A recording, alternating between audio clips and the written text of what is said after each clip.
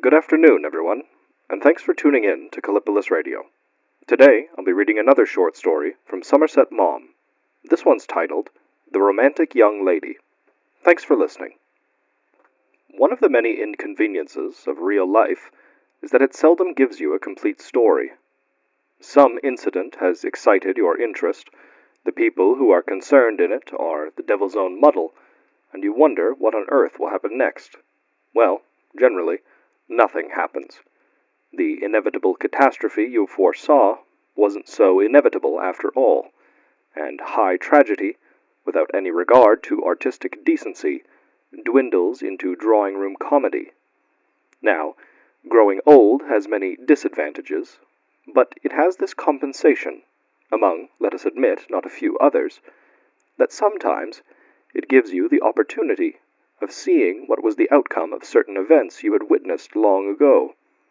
You had given up the hope of ever knowing what was the end of the story, and then, when you least expected it, it is handed to you on a platter. These reflections occurred to me when, having escorted the Marquesa de San Esteban to her car, I went back into the hotel and sat down again in the lounge. I ordered a cocktail, lit a cigarette, and composed myself to order my recollections. The hotel was new and splendid. It was like every other first-class hotel in Europe, and I had been regretting, for the sake of its modern plumbing, I had deserted the old-fashioned, picturesque Hotel de Madrid, to which I generally went when I stayed in Seville.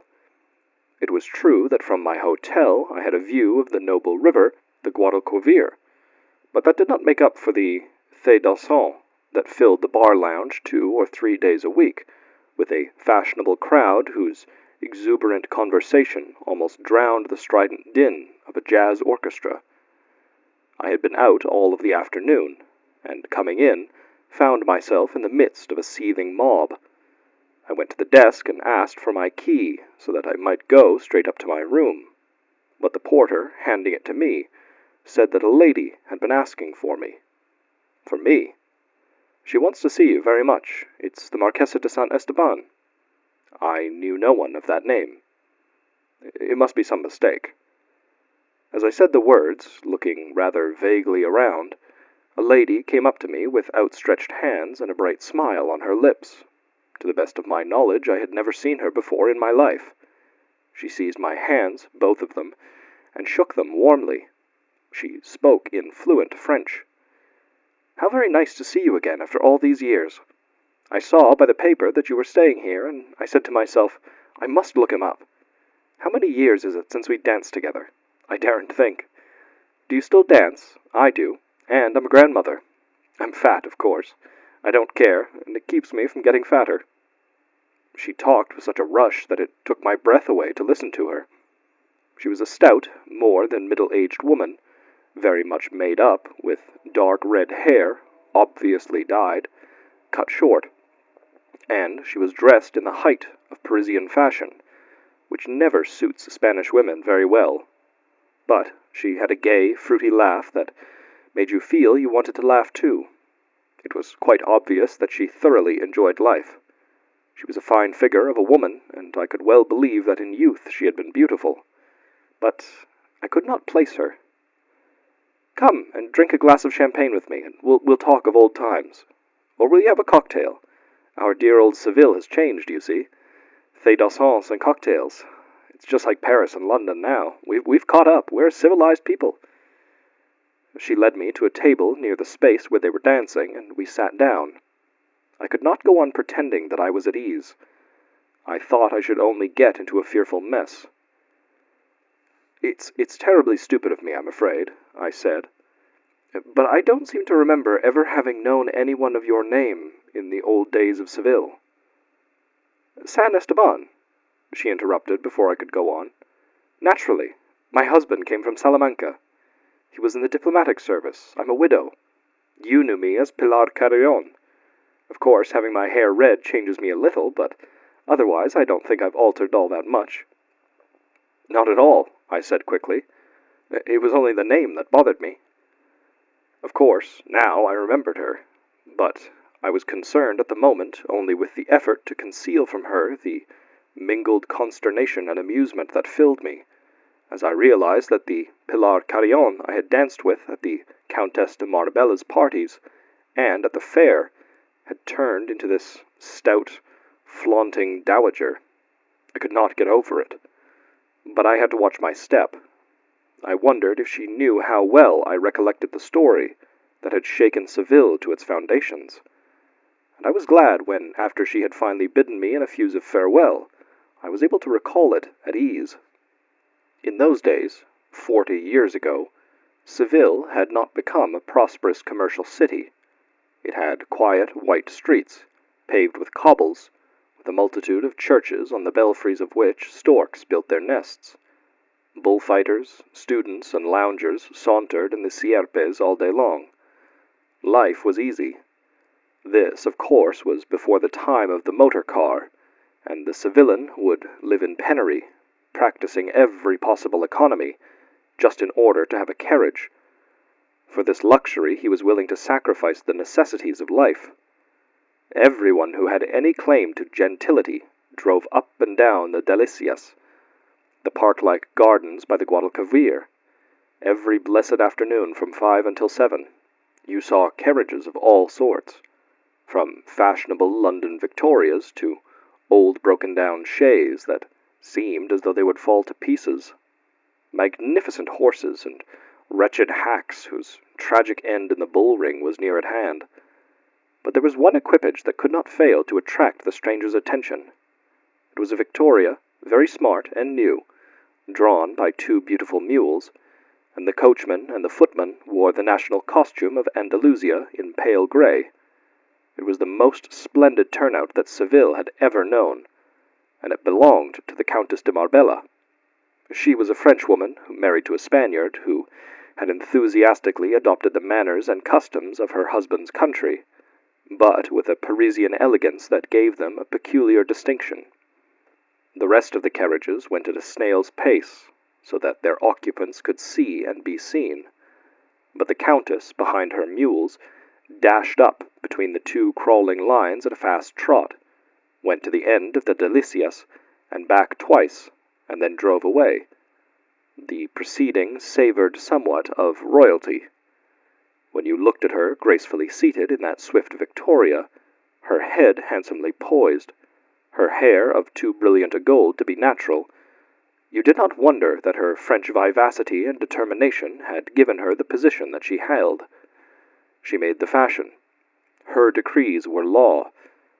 But the Countess had too many adorers not to have as many enemies, and the most determined of these was the widowed Duchess de Dos Palos, whose birth and social consequence made her claim as a right the first place in society which the Frenchwoman had won by grace, wit, and character.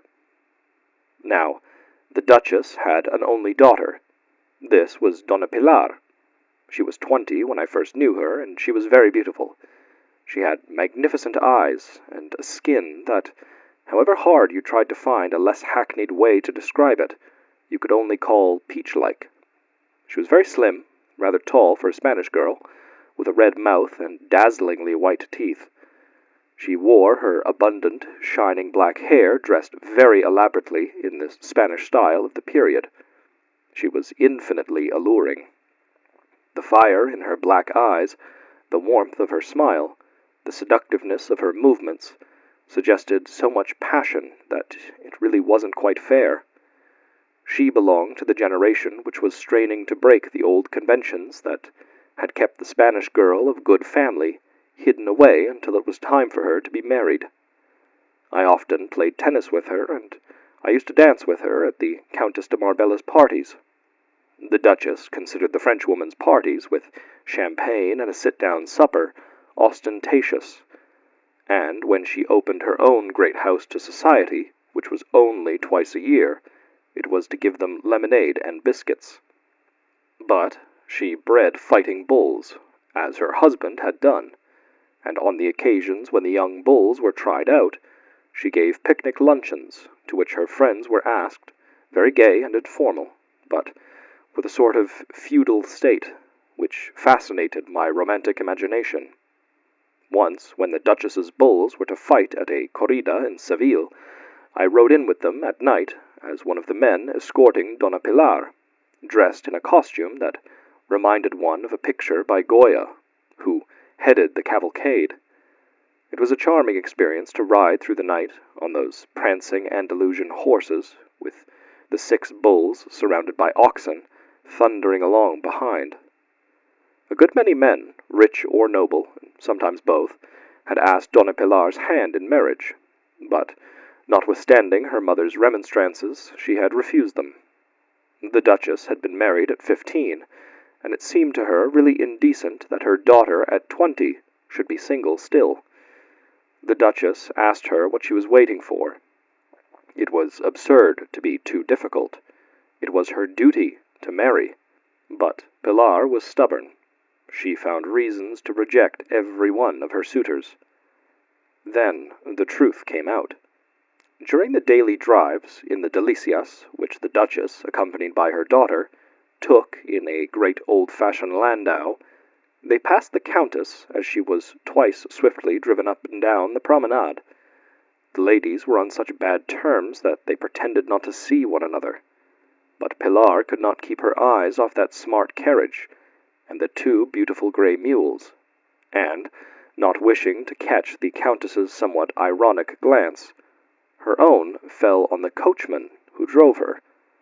He was the handsomest man in Seville, and in his beautiful uniform he was a sight to see.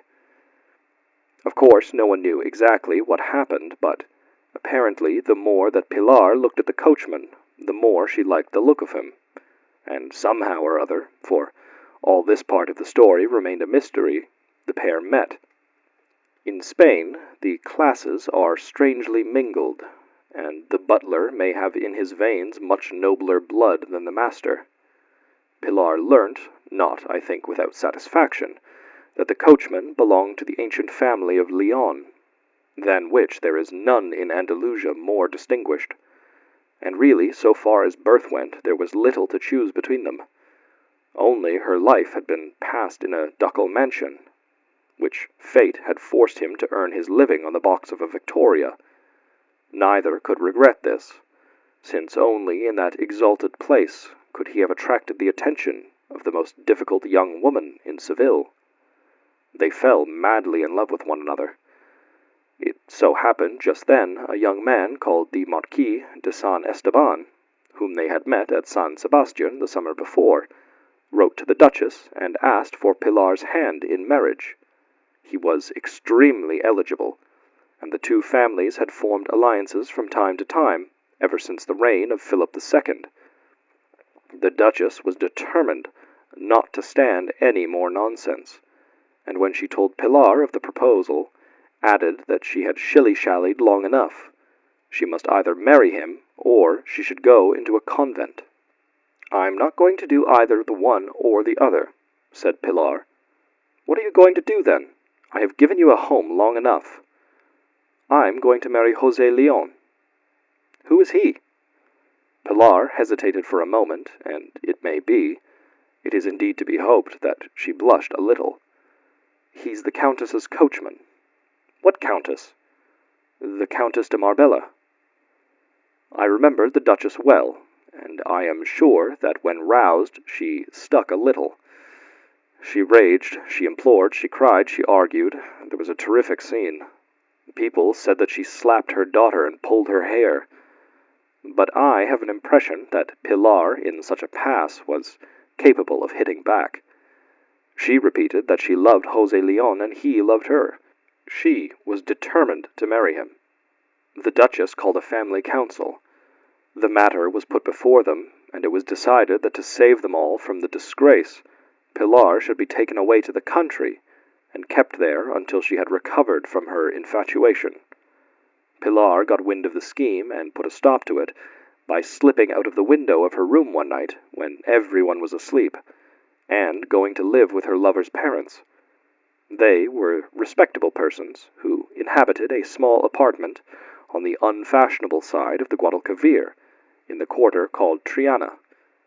After that, no concealment was possible. The fat was in the fire. and the clubs along the Sierpes buzzed with the scandal. Waiters were kept busy bringing trays of little glasses of manzanilla to the members from the neighboring wine shops. They gossiped and laughed over the scandal, and Pilar's rejected suitors were the recipients of many congratulations. What an escape! The Duchess was in despair. She could think of nothing better to do than to go to the Archbishop, her trusted friend and former confessor, and beg him himself to reason with this infatuated girl. Pilar was summoned to the episcopal palace, and the good old man, fairly used to intervening in family quarrels, did his utmost to show her the folly of her course. But she would not be persuaded. Nothing that anyone could say would induce her to forsake the man she loved. The Duchess, waiting in an adjoining room, was sent for and made a final appeal to her daughter. In vain. Pilar returned to her humble lodging, and the Duchess, in tears, was left alone with the Archbishop. The Archbishop was no less astute than he was pious, and when he saw that the distracted woman was in a fit state to listen to him, advised her, as a last resort, to go to the Countess de Marbella. She was the cleverest woman in Seville, and it might be that she could do something. At first, the Duchess indignantly refused. She would never suffer the humiliation of appealing to her greatest enemy. Sooner might the ancient house of Dos Palos fall in ruin. The Archbishop was accustomed to dealing with tiresome women. He set himself with gentle cunning to induce her to change her mind, and presently she consented to throw herself on the Frenchwoman's mercy. With rage in her heart, she sent a message asking if she might see her, and that afternoon was ushered into her drawing-room. The Countess, of course, had been one of the first to hear the story, but she listened to the unhappy mother as though she had not known a thing about it. She relished the situation enormously. It was the crowning triumph to have the vindictive Duchess on her knees before her. But she was at heart a good-natured woman, and she had a sense of humor. "It's a most unfortunate situation," she said, "and I'm sorry that one of my servants should be the occasion of it, but I don't exactly see what I can do." The Duchess would have liked to slap her painted face, and her voice trembled a little with the effort she made to control her anger. "It's not for my own sake I'm asking you to help. It's for Pilar's. I know, we all know, that you are the cleverest woman in the city. It seemed to the Archbishop, that if there was a way out, your quick wit would find it." The Countess knew she was being grossly flattered. She did not mind it. She liked it. "You must let me think. Of course, if he'd been a gentleman, I could have sent for my son, and he would have killed him. But the Duke of Dos Palos cannot fight a duel with the Countess de Marbella's coachman." "Perhaps not. In the old days it would have been so simple. I should merely have hired a couple of ruffians and had the brute's throat cut one night in the street. But with all these laws they have nowadays, decent people have no way of protecting themselves from insult." "I should deplore any method of settling the difficulty that deprived me of the services of an excellent coachman," murmured the Countess. "But if he marries my daughter, he cannot continue to be your coachman," cried the Duchess indignantly. "Are you going to give Pilar an income for them to live on?" "Me? Not a peseta. I told Pilar at once that she should get nothing from me. They can starve for all that I care." "Well, I should think rather than do that, he will prefer to stay on as my coachman. There's some very nice rooms over my stables." The Duchess went pale. The Duchess went red. "Forget all that has passed between us. Let us be friends. You can't expose me to such a humiliation. If I've ever done things to affront you, I will ask you on my knees to forgive me." The Duchess cried. "Dry your eyes, Duchess," the Frenchwoman said at last. "I will do what I can." "Is there anything you can do?" "Perhaps. Is it true that Pilar has, and will have, no money of her own?" "Not a penny if she marries without my consent." The Countess gave one of her brightest smiles. "There is a common impression that southern people are romantic, and northern people matter-of-fact. The reverse is true. It is the northerners who are incurably romantic. I have lived long enough among you Spaniards to know that you are nothing if not practical." The Duchess was too broken to resent openly these unpleasant remarks, but oh, how she hated the woman! The Countess de Marbella rose to her feet. "You shall hear from me in the course of the day." She firmly dismissed her visitor. The carriage was ordered for 5 o'clock, and at 10 minutes to, the Countess, dressed for her drive, sent for José. When he came into the drawing-room, wearing his pale grey livery with such an air, she could not deny that he was very good to look upon. If he had not been her own coachman, well, it was not the moment for ideas of that sort. He stood before her, holding himself easily, but with a gallant swagger. There was nothing servile in his bearing. "A Greek god," the Countess murmured to herself. "It is only Andalusia that can produce such types." And then aloud, "I hear that you are going to marry the daughter of the Duchess of Dos Palos." "If the Countess does not object." She shrugged her shoulders. "Whoever you marry is a matter of complete indifference to me. You know, of course, that Donna Pilar will have no fortune." "Yes, madame. I have a good place, and I can keep my wife. I love her." "I can't blame you for that. She is a beautiful girl. But I think it only right to tell you that I have a rooted objection to married coachmen. On your wedding day you leave my service. That is all I had to say to you. You can go." She began to look at the daily paper that had just arrived from Paris. But José, as she expected, did not stir. He stared down at the floor. Presently the Countess looked up. "What are you waiting for?" "I never knew Madame would send me away," he answered in a troubled tone. "I have no doubt you'll find another place." "Yes, but—" "Well, what is it?" she asked sharply.